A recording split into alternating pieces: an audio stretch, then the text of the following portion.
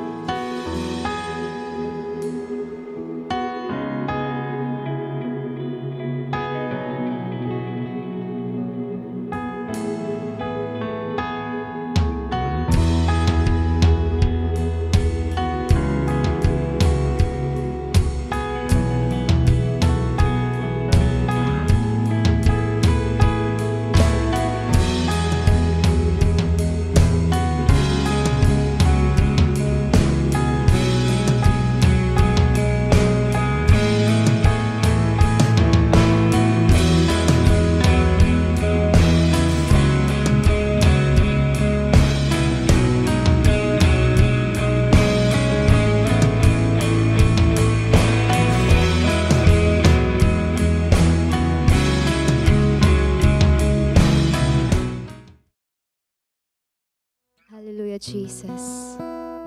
We thank you for your love, O God. And we invite your presence this morning. Thank you, Jesus. Your name is like honey on my lips. Your spirit's like water to my soul. Your word is a lamp unto my feet. Jesus, I love you. I love you. Jesus.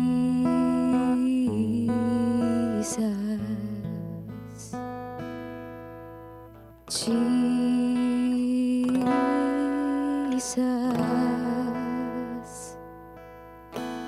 Holy and anointed one, Jesus, sing Jesus, your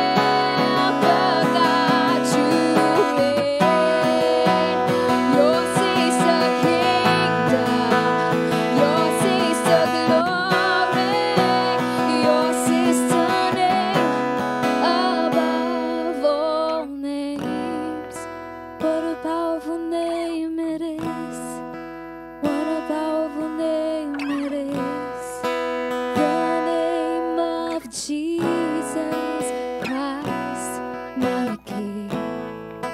What a powerful name it is. Nothing can stand against. What a powerful name it is. The name of Jesus. What a powerful name it is. The name of Jesus. What a powerful name it is. The name of Jesus. Thank you, Jesus. Thank you, Lord, for your generosity. Thank you for your love, oh God. And this morning, Lord, let us worship you with all of our hearts. Let us seek your face, Lord. Let us give thanks to you, O God. Lord, have your way this morning, that we may feel your presence wherever we are. We thank you, Jesus. We glorify your name. In Jesus' name we pray. Amen and amen.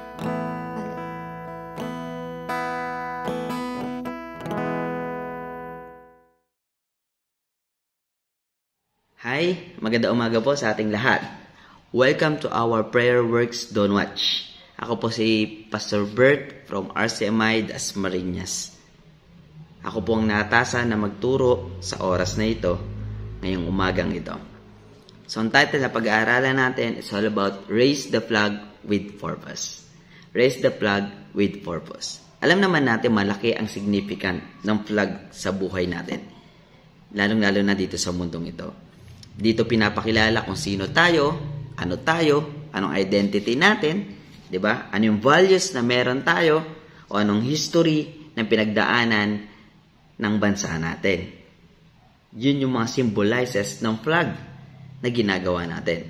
So, ang purpose ng banner na tinataas natin dito sa mundo is to reveal our religious, governmental, territorial, or sports, 'di ba? Kapag mayroong mga palaro sa mundong ito, 'di ba, may mga kanya-kanyang banner na dala-dala. Okay? Or kung ano pa man ang samahan ng mga humahawak nito. Kumbaga, kapag meron ka nito, nalalaman kung ano o sino ang pinaniniwalaan natin. Kung anong pagkatao na meron tayo at kung anong lahi ang nasasakupan natin. So, ano nga ba ang pwede natin maging stand bilang isang Christians when we raise the banner? Ano nga ba ang pwede nating stand bilang isang Kristiyano kapag dala-dala natin ang banner? So, as a Christians, when we raise the flag with purpose, hindi ito yung may organization tayo o may grupo tayo na taga-Radiance ako, taga-ibang church kayo, eto kami, ayan kayo, 'di ba? Parang sinasabi natin sa kanila na iba kami, eto paniniwala namin at iba ang paniniwala ninyo. Hindi po ganun 'yon.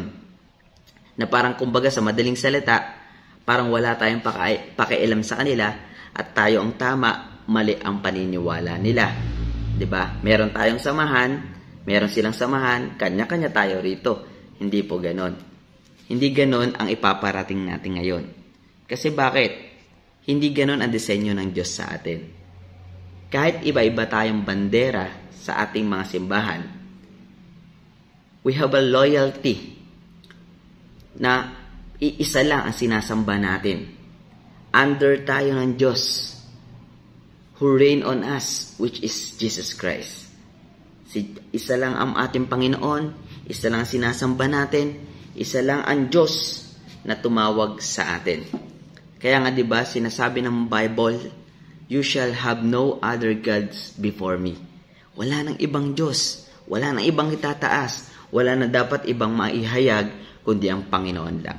Iisa pa din tayo at lahat tayo ipinapakilala natin ang ating Panginoon. Kahit na ibang church tayo, basta si Jesus ang sinasamba at pinupuri natin. At siya ang body of Christ, iisa lang tayo. So pag pinag-uusapan naman natin ang flag sa Bible, madalas ginagamit nila ito para ma-identify ang bawat tribes or family sa Israel during that time. Kaya nga sabi ng Numbers 2 verse 2, the people of Israel shall come each by his own standard with the banners of their father houses. Para malaman kung anong tribe sila para malaman kung anong pamilya ang nasasakupan nila.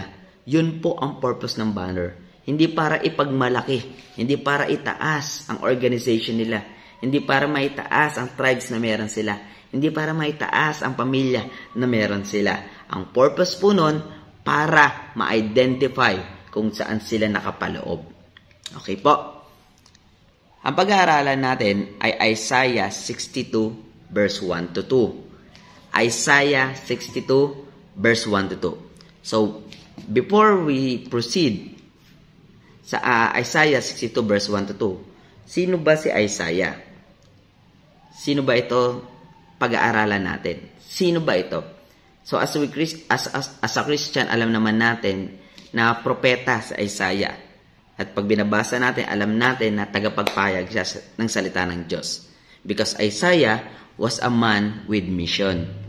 Kasi during that time, pinakita sa kanya ng Diyos ang kadakilaan niya. Di ba nalaman natin na sinabi ni Isaiah, Holy, holy, holy is the Lord God Almighty. Nung nakita niya ang Panginoon na napakalaki, di ba? Worship niya ang Panginoon. At doon siya nagdesisyon na sumunod sa ating Diyos na buhay. Okay? At bilang isang propeta, siya ang tagapagpahayag ng salita ng Diyos. He confronts, exhort, and warning the people for God. He was continued to stand up for the truth despite of opposition. So the book of Isaiah records these prophetic words of warning, but it also records Isaiah words of promise and hope. Hindi lang puro warning ang pinahayag niya, kundi nagpahayag din siya ng pangako ng Panginoon at pag-asa na nagmumula sa Diyos. Na balang araw, may darating na Mesaya na magliligtas sa kanila, magbibigay ng comfort at pagpapalain sila. Kaya nga number 1 na pag-aaralan natin sa Isaiah 62 verse 1 to 2. Ng number 1 point ko, the desire of the heart. The desire of the heart. Ang sabi ng verse 1, For Zion's sake, I will not keep silent. For Jerusalem's sake, I will not remain quiet. Till her vindication shines out like the dawn, her salvations like a blazing torch. Tignan nyo to si Isaiah, no? Ang sinasabi niya, sa other version, sinasabi dito, I love Jerusalem. Pero sinabi dito sa NIV, For Zion's sake, I will not keep silent. Dahil mahal ko ang mga taga-Jerusalem, hindi ako tatahimik hanggat hindi dumarating ang kanyang tagumpay at katuwiran na parang nagbubukang liwayway, sabi sa Tagalog. At hanggang sa mapasa kanya ang kanyang kaligtasan na parang nagniningas na sulo. Ibig sabihin, sinasabi ni Isaiah, hindi ako titigil, hindi ako tatahimik, hanggat hindi nyo nararanasan yung kaligtasan na sinasabi ng Diyos sa atin. Yun yung sinasabi ni Isaiah sa mga taga-Jerusalem during that time. Grabe yung ganitong puso na pinapakita ni Isaiah sa atin dito na he always believed na sinasabi niya, hindi ako titigil, hindi ako tatahimik. Kasi naniniwala siya na darating ang time na makakamit ng mga taga-Jerusalem yung tagumpay at katwiran na hinahangad nila. Kasi ang purpose ni Isaiah during that time, tawagin ang mga taga-Juda, manumbalik sa Panginoon dahil ang Diyos ang nagbibigay ng kaligtasan. Kasi hindi lahat nagustuhan ng pagiging spokesman ni Isaiah dahil sa mga binabato niyang salita na nanggagaling sa Diyos dahil patungkol ito sa warning. Hindi lahat ng crowd nagustuhan ang sinabi ni Isaiah.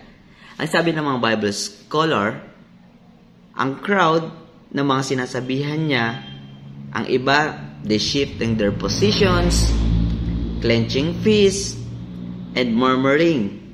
Ang iba naman agreed with his message, naniwala sa kanya, nodding their heads and weeping softly. But most were angry and began to shout back insult and threats. Ibig sabihin, ang iba nagalit sa kanila. Nagalit sa kanya. Ang iba talagang gusto siyang patayin. Pinagbantaan siya. So sa madaling salita, may mga ayaw sa kanyang makinig. Pero ang sabi ni Isaiah, I will not keep silent for Jerusalem's sake. I will not remain quiet. Hindi ako tatahimik. Hindi ako mananatiling tahimik. Dahil kilala ni Isaiah sino ang Diyos niya. At naniniwala siyang may pag-asa at may katagumpayan sa Jerusalem. Katulad ni Isaiah sa pamilya natin. 'Di ba? Tayo lang naniniwala. Tayo lang may dala-dala ng banner ng ating Panginoon. So tayo bilang isang Kristiyano, huwag mong pagsawaan ang pamilya mo. Kahit na matagal kang nananalangin sa pamilya mo, kahit na nangangarap ka na darating ang time na sama-sama kayo mag-worship, sama-sama kayo magpupuri sa ating Panginoon, huwag mo titigilan sa pananalangin. Maging katulad tayo ni Isaiah, kahit nasa workplace tayo, kahit saan man tayo dali ng Panginoon, saan man tayo ilagay ng Diyos, huwag kang tatahimik, huwag kang titigil. Just always pray to them. No? Magsalita ka sa kanila. Magpahayag ka ng gospel sa kanila. Huwag tayong mananahimik. Bakit? Dahil kilala natin ang Diyos. Dahil unang-una, siya ang nagligtas sa atin. Huwag kang papayag na ikaw lang nakakaranas ng kaligtasan. Dapat pati ang mga tao na nasasakupan natin. Pangalawa, the manifestation of the truth. Ang sabi ng verse 2, the nation will see your vindication and all kings your glory. You will be called by a new name that the mouth of the Lord will bestow. Sabi ng Tagalog, O Jerusalem, makikita ng mga bansa at ng kanilang mga hari ang iyong tagumpay, katuwiran at ang iyong kapangyarihan. Bibigyan ka ng Panginoon ng bagong pangalan. Diba ang ganda? Sa future, makikita mo na merong tagumpay, na merong katuwiran. Yun yung sinasabi na Isaiah sa mga taga-Jerusalem, na hindi palaging hopeless, na hindi palaging dumadaan sila sa pagdudusa. Ang sinasabi ni Isaiah sa kanila, manumbalik kayo sa Panginoon, bumalik kayo sa Panginoon. Diba? Tanggapin nyo ang Diyos. Ito ang warning ng Panginoon sa atin. Manumbalik tayong lahat. Darating ang time, ang tagumpay, katuwiran. Bibigyan niya tayo ng kapangyarihan. Bibigyan niya tayo ng bagong pangalan. Yun yung sinasabi na Isaiah sa mga taga-Jerusalem during that time. Kasi ang book of Isaiah, nahati kasi sa dalawang part. The word of judgment and the word of comfort. The word of judgment and the word of comfort. So ito pinag-aaralan natin is the word of comfort. Kaya nga sinasabi ko sa inyo, yung warning na pinag-aaralan natin, na pinapahayag ni Isaiah during that time, yun yung judgment. Pero etong pinag-aaralan natin, ito yung the word of comfort. So ito pinag-aaralan natin is the word of comfort, na naniniwala si Isaiah na may katagumpayan, may katuwiran ang mga taga-Judah. He manifests what the Lord said to them, na totoong mangyayari ito. Na kahit na anong pasaway ng mga God's people, Isaiah continued to proclaim the warning of God. Patuloy siyang nagpo-proclaim. Call them to repent to our Lord and tell the salvation of Messiah. He raised the banner of God with a purpose. Sometimes, ayaw natin sa mga taong pasaway. Ayaw natin sa mga taong hindi sumusunod sa Diyos. At ayaw natin sa mga taong hindi natin katulad kasi hindi sila Kristiyano. Ayaw natin sa kanila. Dumarating tayo sa time na ganun. But binubuksan uli ng Lord ang ating mga puso at pinapaalala niya sa atin na always remember, naging pasaway din tayo. Naging makasalanan din tayo. Hindi din tayo sumunod sa Diyos. but because of Jesus Christ na nagpaunawa sa atin na may hope, nagpakilala sa atin na siya ang Redeemer, siya ang nagligtas sa atin, at dahil sa Kanya, naunawaan natin na may pag-asa at may tagumpay na naghihintay sa atin. Kaya nga kapatid, maging katulad tayo ni Isaiah, kasi yan ang pakiramdam ni Isaiah, na totoong Diyos ang tumawag sa kanya, na totoong Diyos ang magbibigay ng tagumpay sa mga taong ito. Always preach the gospel. Always proclaim the gospel. Tanggapin mo ang panawagan ng Diyos sa atin. Raise the banner wherever you are. Raise the banner sang kamandalin ng Panginoon. Yan ang pakiramdam ni Isaiah during that time. Kaya sinabi niya, for Zion's sake, I will not keep silent. For Jerusalem's sake, I will not remain quiet till her vindication shines out like the dawn, her salvation like a blazing torch. Balang araw, ang Jerusalem magtatagumpay, may katuwiran, at tatawagin sa bagong pangalan. We are the Christians na tinawag ng Panginoon. Kaya nga sabi ng Psalm 98 verse 2, the Lord has proclaimed His salvation and revealed His righteousness to the nations. Kapatid, kung gusto mong makilala ng nation kung sino ang Panginoon, katulad ni Isaiah, magmumula sa atin.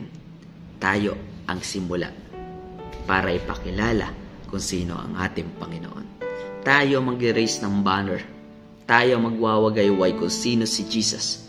Hindi para ipakilala ang sarili natin, ang organization natin, ang samahan natin, kundi ipakilala na nagbibigay tagumpay at katuwiran ang Diyos na buhay sa ating lahat. Let us pray. Panginoon, salamat po muli sa paalala, O Diyos na buhay, na we need to raise the banner wherever we are. Saan man kami pumunta, Panginoon, ipakilala ka namin katulad ni Isaiah, na sinabi niya, Panginoon, hindi ako tatahimik, hindi ako mananatiling tahimik, ipapahayag ko ang katagumpayan, ipapahayag ko na balang araw, makikita din ng mga taga-Jerusalem ang kaligtasan. Ganon din po kami, Panginoon. Humihingi po kami sa iyo, Panginoon, ng word of wisdom. Humihingi po kami sa iyo, Panginoon, ng puso na katulad ni Isaiah, O Diyos, na may handa ang puso, Panginoon, upang dalhin ang aming pamilya na hindi pa nakakakilala sa iyo, ang aming mga katrabaho, ang aming mga kasama, Panginoon, ang aming mga kaibigan, ang aming mga kaeskwela sa iyo, Panginoon. Dalhin namin, ipakilala namin kung sino ka, O Diyos, na makilala nila kung sino ang aming Panginoon na sinasamba, kung sino ang Panginoon na nagbibigay pag-asa, kung sino ang Panginoon na nagbibigay katuwiran sa buhay namin lahat. O Diyos na buhay, tulungan mo kami na magkaroon ng desire na mag-win ng soul. Turuan mo kami, Panginoon, na ipakilala ka, O Diyos.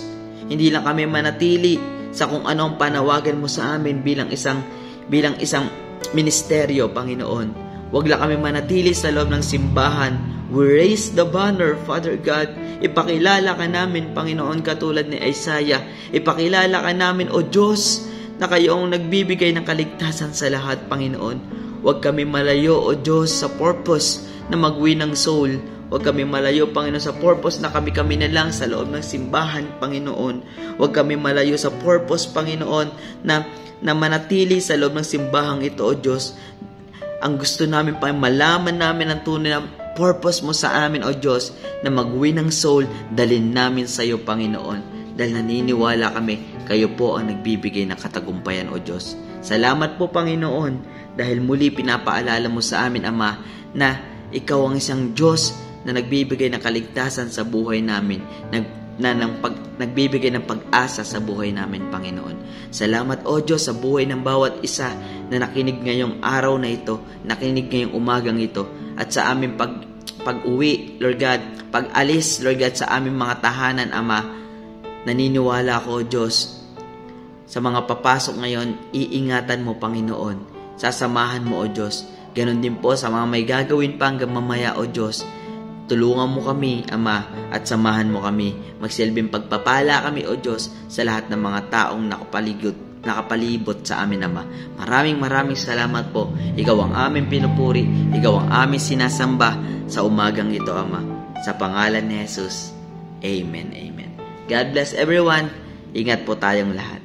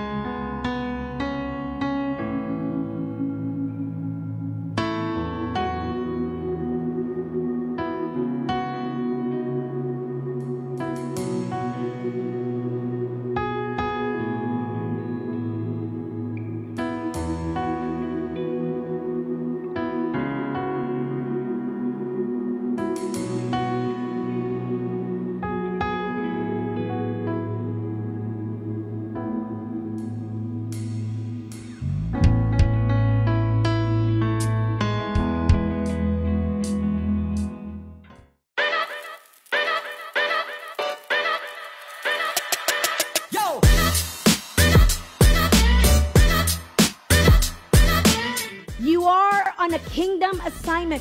Every child of God is on a kingdom assignment. And your assignment is not just within these four walls of the church.